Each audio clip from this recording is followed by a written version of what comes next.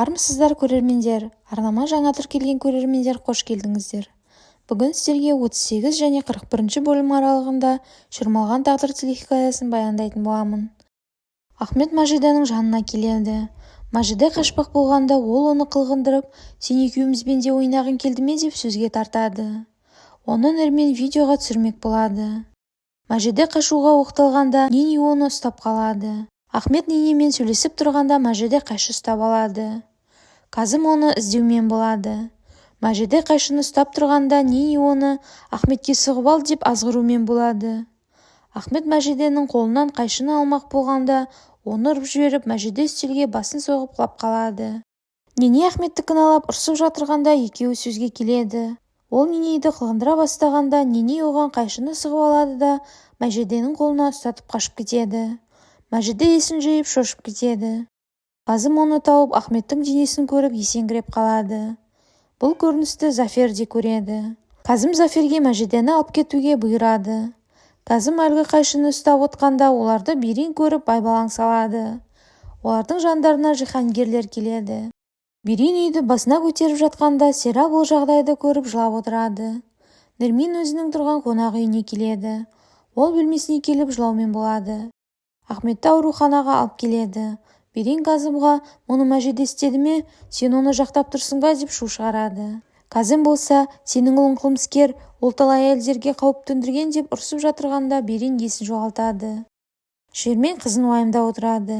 Сара оған Казым бұл істі қолға алса уайымдама деп жұбатады. Дәрігерлер келіп оларға ота қиын болғанын, бүйрегіне қауіп төнгенін ертеңге дейін күту керектігін жеткізеді. Казым адвокаттармен ақылдасады. Ол Заферге ауруханаға баруын тапсырады. Казым Мажидаға келіп мән-жайды сұрағанда, ол болса ештеңе есімде жоқ дейді. Ол жылаумен болады. Кенет оның есіне ауық-ауық көріністер түсе бастайды. Казым бұл мәселені шешемін дейді. Мажида ауырып қалады. Казым оған қамқорлық танытады. Екеуі құшақтасып ұйқыға кетеді. Дәрігер Ахметтің комадан әзір шықпайтынын айтады. Нини дәрі-дәрмек алып жарақатын емдейді. Казым оянғанда Мажида кеткісі келетінін жеткізеді. Казым оған тоқтатпақ болады. Ол Казыммен ұрсып жатырғанда Мажида оған Ахметке апар деп өтінеді. Казым ойланып қалады.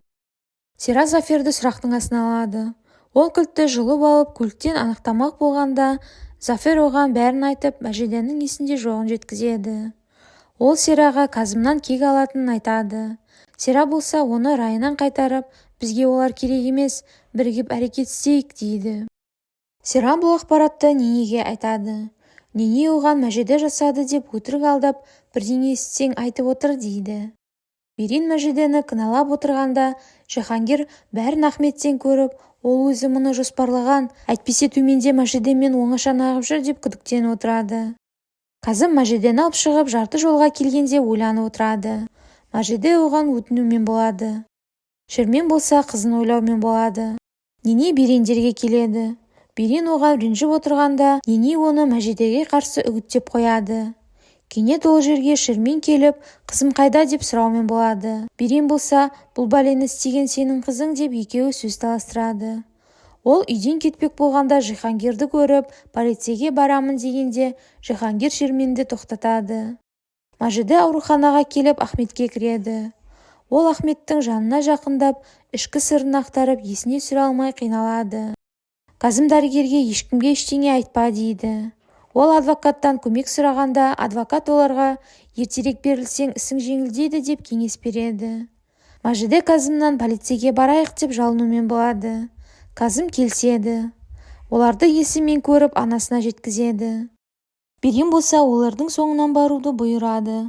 Мажида анасына звондап Казыммен екенін жеткізеді. Нини қонақ үйге келіп люкс номерден бөлме алады. Казым жолда келе жатып оны бөлімшеге апармауды шешеді. Мажида оған ренжумен болады. Олар үйлеріне келгенде Ясемин олардың соңынан келеді.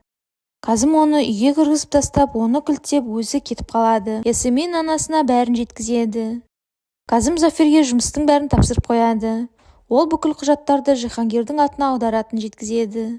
Казым оған қылмысты өз мойнына алатынын айтқанда Жиһангер қарсы болады.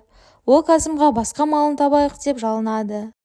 Нини түнгі клубта көңіл көтеріп жүреді. Оның жанына бір жігіт келіп екеуі танысады. Казым бүкіл билігін заңды тұрғыда Жиһангерге табыстайды. Нене Сирамен кездеседі. Сира оған: сен мені ұмытып кеттің, жоспарымыз іске аспады, енді не істейміз?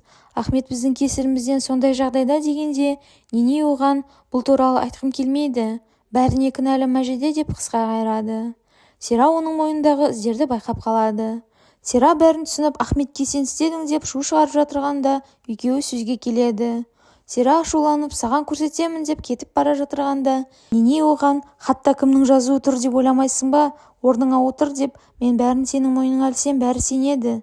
Сен өзіңді менімен салыстырма, сен Ахметтің ойыншығысың дейді. Сира үнсіз кетіп қалады. Казым Мәжидеге звондап, сені бірер күннен кейін алып кетеді. Анаңды алып қаладан кетесіңдер дегенде, Мәжиде оған: не ойластырдың деп шу шығарады. Казым мұны сүйетінін айтады. Кенет Казымға Сира звондап, сен Мәжидені құтқара аласың деп, маңызды нәрсе бар, көруің керек деп кездесуге шақырады. Алайда Казым бас тартқанда, ол бәрін істеген Нене екенін баяндайды. Сира оған: менде дәлелдер бар, Мәжиде кінәлі емес деп Ненедің суретін жібереді. Казым Ненеға келгенде ол шошып кетеді. Казым оған: сенің барлық былығыңды білем деп Сира жіберген суретті көрсетеді. Казым оны алып бара жатырғанда Ненеден қан кете бастайды. Мәжидені бейтаныс адамдар көлікке салып алып кетеді. Олар оны кемеге мінгізіп алып бара жатады.